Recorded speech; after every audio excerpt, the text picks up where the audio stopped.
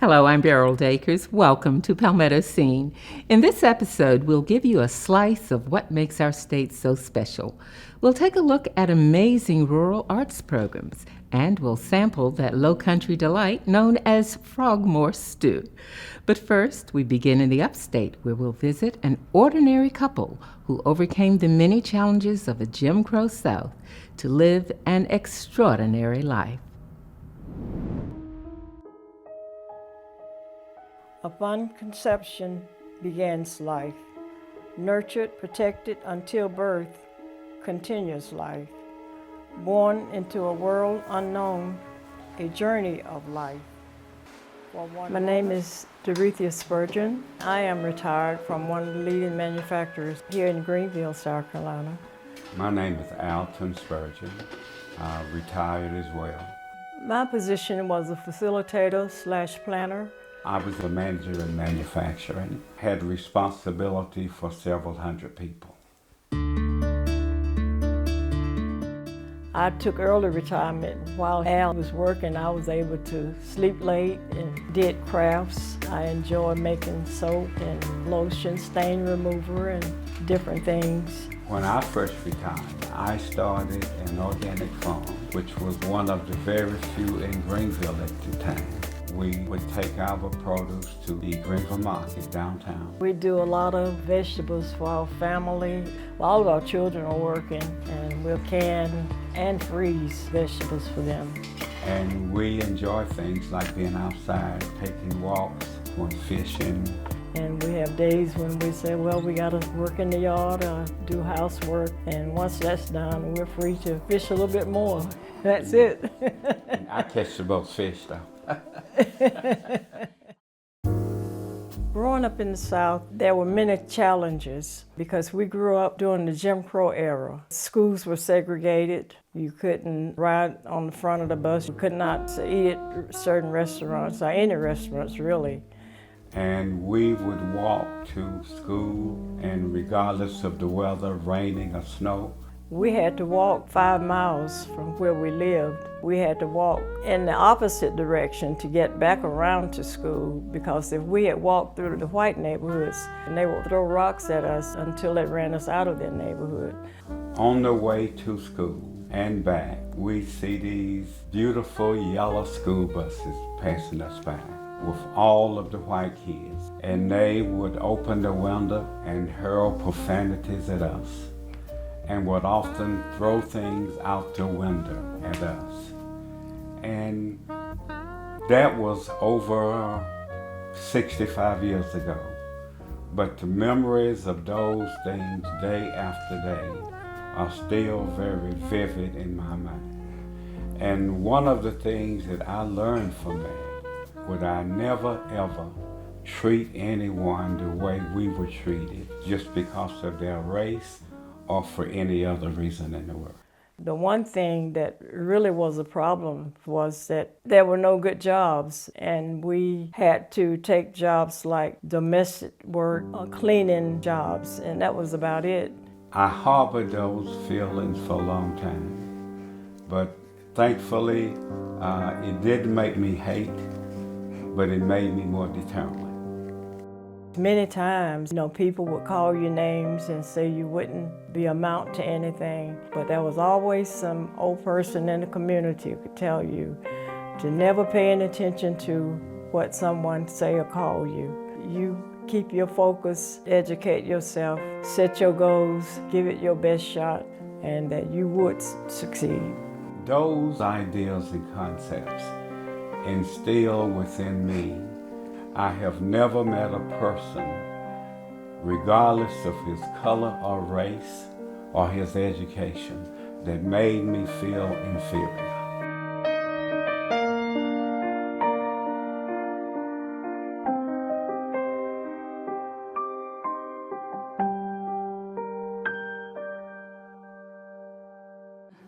these things are collections from Africa.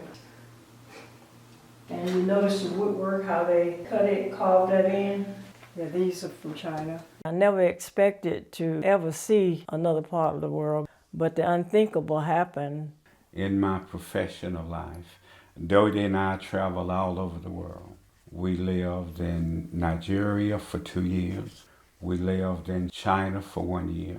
We spent a lot of time in Canada, in France, in the UK. When we got to Nigeria, it was a real culture shock. There were conflicts on a weekly basis, and some days we were not able to go to work because of the ethnic conflict. And one of the biggest things was that there was a conflict between the Christians and the Muslims. And we saw remnants of fighting where people sadly had been burned in the streets. Very disheartening, very hurtful. But we had decided that we were going to make the best of this trip. We found a church there. We began to making friends. If we had an opportunity to help someone along the way, that we would help whoever we could help in whatever way that we needed to help them in.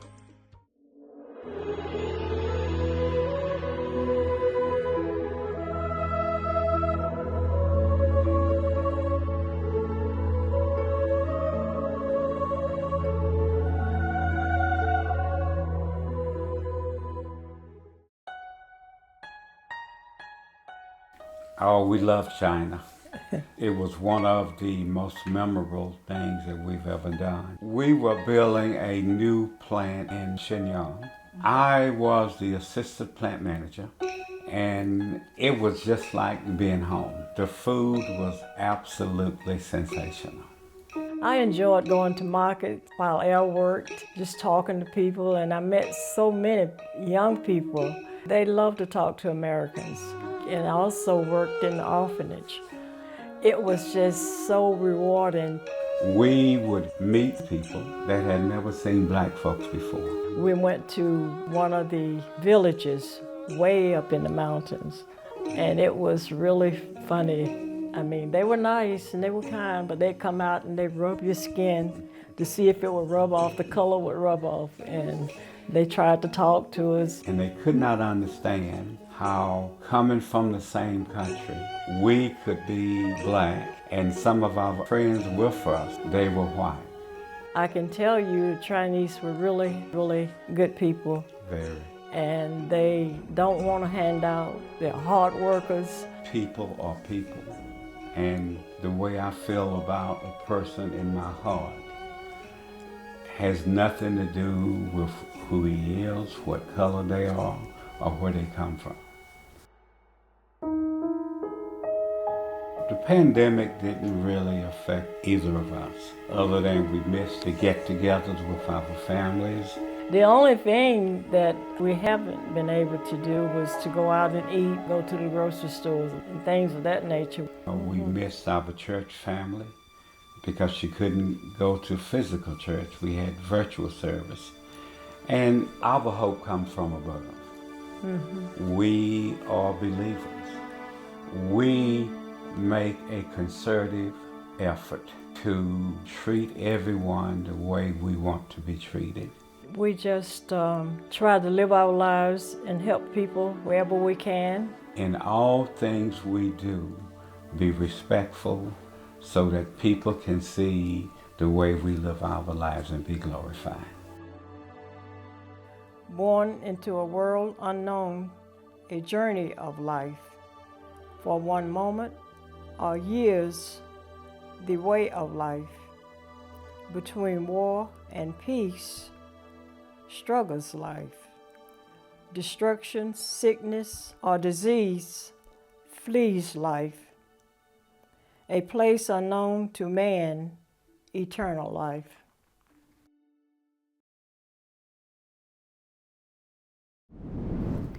There is a lot of love in small rural communities.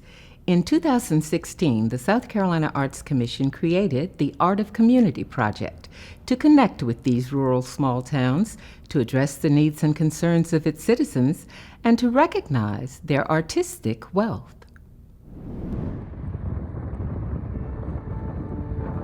Home to me is about building relationships. Home is where my heart is. It's the place that you wouldn't trade for anywhere else. The place that you feel comfortable.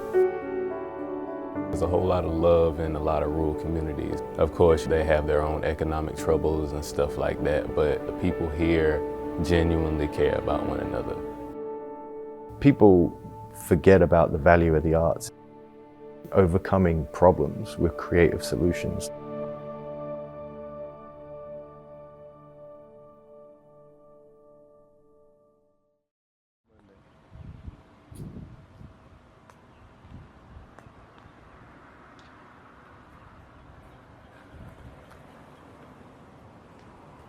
We were looking at how can we have more connections in local communities that are meaningful and lead to something more than just a drop and then out. You know, she contacted me and she said, what about you being a maven? And I said, oh, I don't know, Susan. I fell into that role as a maven when my predecessor left, and been working with Susan, and it's been fantastic. They all kind of said, Miss Audrey, I think you'll be the person for your county because you're there. You're on the ground, you know, you pull things together. My role as a maven is to get people in place to do what they do best, to do what they do great. We have a creative green space here. It's called the Esther Walking and Nature Trail. I started putting things into the walking trail so that people can realize that, you know, once you come to the trail, you can have lunch with your family. You can take your kids and walk around the trail.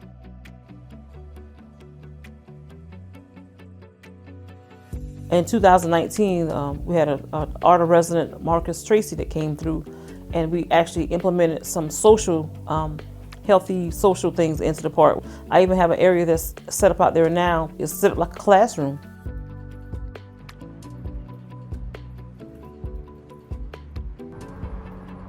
When the pandemic started, we felt like, you know, we needed to do something to support what was happening in our town because there are people here that had to continue to work and provide services. So we wanted to do something to honor them and celebrate them.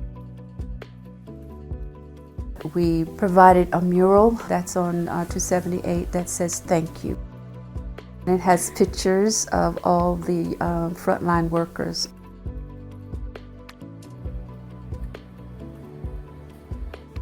They came up with this idea of combining the museum with a farmer's market, which is completely unique. From there, the incubator kitchen started up in 2015. And that kind of grew from this idea of farmers were asking how they could take their raw agricultural product and make more money from it. Now have almost 50 active businesses in that facility that bring economic development to the area and give people the opportunity to be creative and chase their dreams. If grandma has an old pound cake recipe and they think it's worthy of being in the market, then so be it.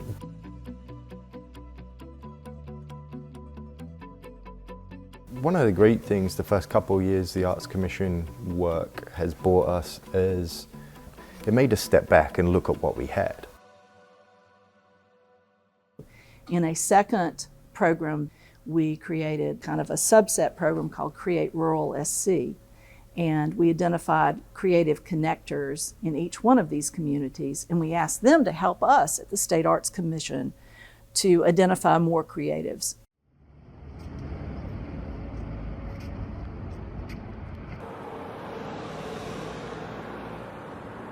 It was really great for me to become a connector because it was also a way for me to get a little bit more involved in the community. I am the executive director here at the Morris Center. We are a museum and cultural center. In our primary gallery, we usually talk to a topic that centers around Jasper or the four-county area that we serve, which is Jasper, Hampton, Colleton, and Beaufort. And in our travel gallery, we use that space to talk about arts and culture. Some of our kids don't get a chance to get out of our community. And so we can bring those things to them here.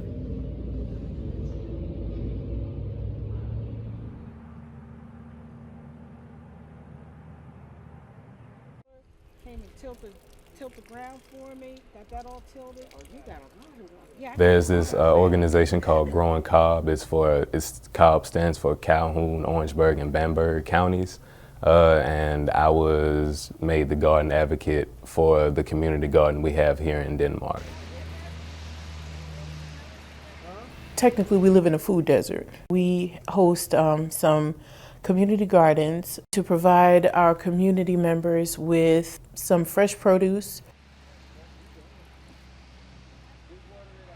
It's one of the things that gives the community pride. It's something that they can genuinely be involved in. And that's what people want. People want something to do. People want something to care about. You planted the squash in here, right? I'm gonna just water this one in real good. What stands out to me about the people we've worked with in this initiative is a kind of gritty self-determination and persistence. People who are passionate about where they live. We don't have resources like the big cities do. We don't have the money, the staff to do what they do in those cities, so we've got to be creative. After we started with the Arts Commission and we did this partnership, it has really made a big difference in what we're doing with it now. We're involving the people in the community, we're involving the town, we're involving, the mayor and the council there have come on board. Infusing art back into the community, it allows the community to see its worth and continue to work together and push towards greater goals. Arts mean that we have a table at which everyone can sit. Art builds relationships, it builds bridges, it builds communities.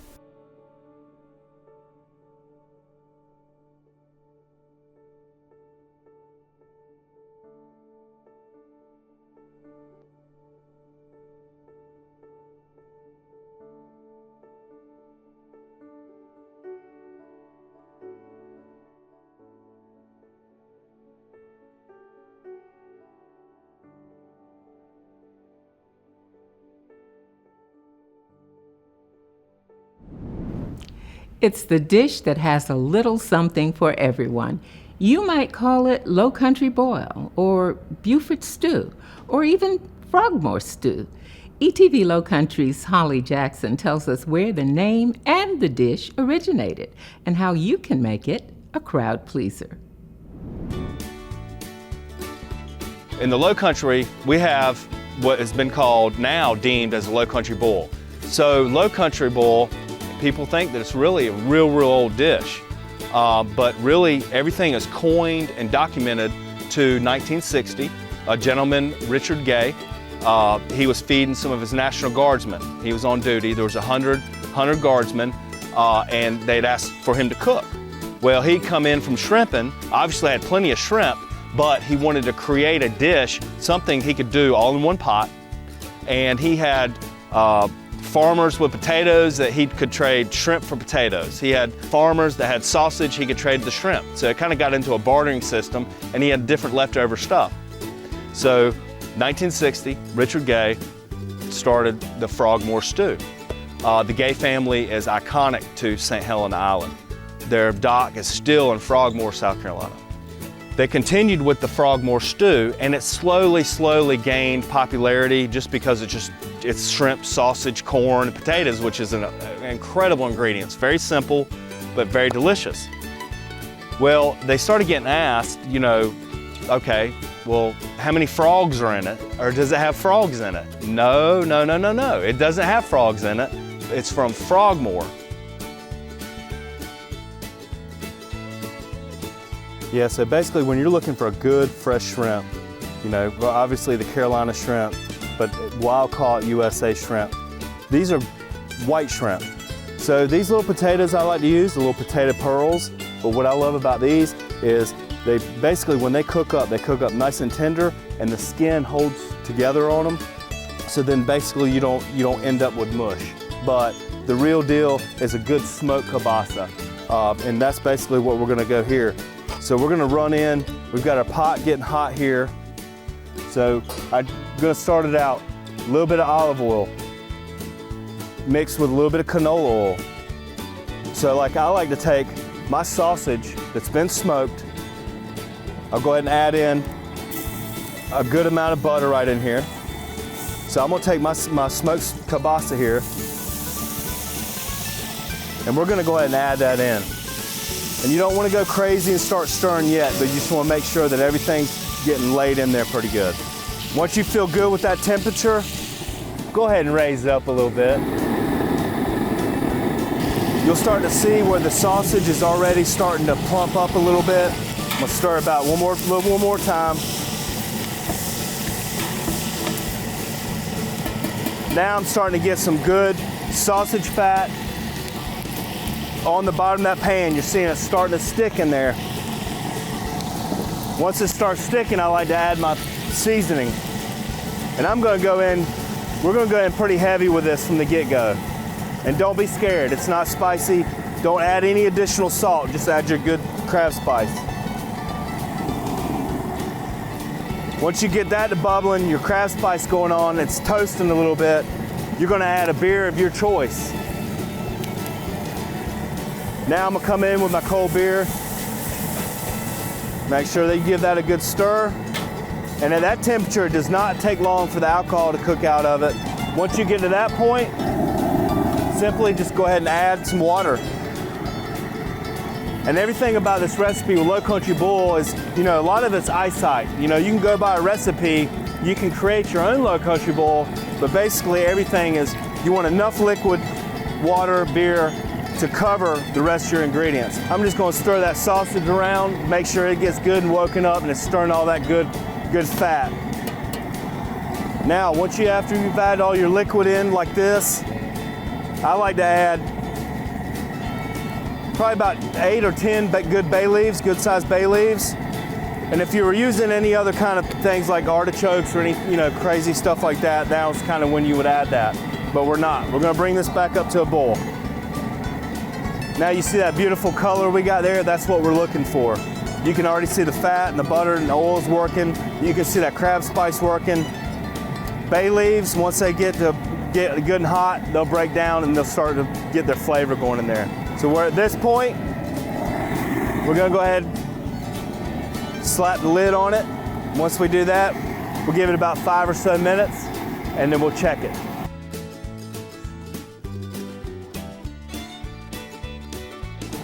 Basically, once you get your stuff rolling, which we're rolling here now, we're getting all that happiness going on right there.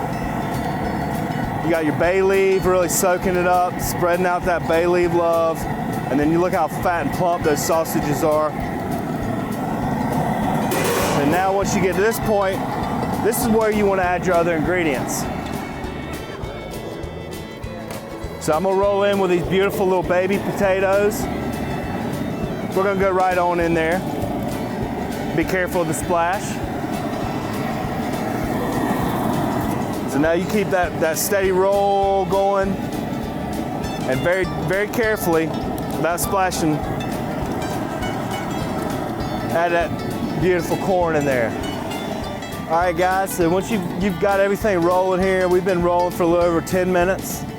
We're going to, the key to knowing when things are done is when your potatoes are done. I can see a couple of potatoes, their skin's starting to crack a little bit, you see that? But I'm gonna take the little pocket knife and just see how we do right there. So just starting to go in there. So now you want to get to that point, you know your potatoes are done, you know everything else is done. I'm gonna kill the heat. Now we're gonna add the star of the show. We got that beautiful South Carolina shrimp that we've been talking about, bragging about. These things are just incredible. You got green tails we talked about. Then South Carolina, North Carolina, Georgia, best shrimp on the planet. Anything wild caught USA is where it's at. Heat's off. We're gonna go ahead and add our shrimp in. You wanna just give it a nice little gentle stir. And I mean, it doesn't take shrimp long. You can already see how it's getting that nice, starting to get a little pink color. So now at this point, you're gonna start scooping it off. So now once your company is all gathered around the table, you got everything scooped out. And down here in the Low Country, we have a beautiful thing. It's called a Dobo. We use a wooden dobo to serve everything in. We love to do stuff family style. You know, we plate dishes, we do this, that, and other, but the Low Country Bowl is like our oyster roast. We like to do it family style. Everybody gets to pick in. So we're gonna come on over here to this dobo right here. We got our friends and family over here. We're just gonna come on in and you just dump that right on in there. That's your Low Country Bowl right there. All right, everybody come on in, dig in. That's what it's all about.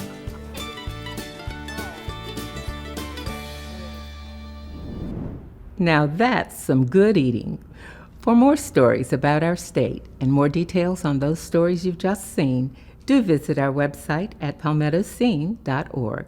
And of course, don't forget to follow us on social media, Facebook, Twitter, and Instagram, at SCETV, #Palmetto Scene. For all of us here at ETV and Palmetto Scene, I'm Beryl Dakers. Good night, and thanks for watching.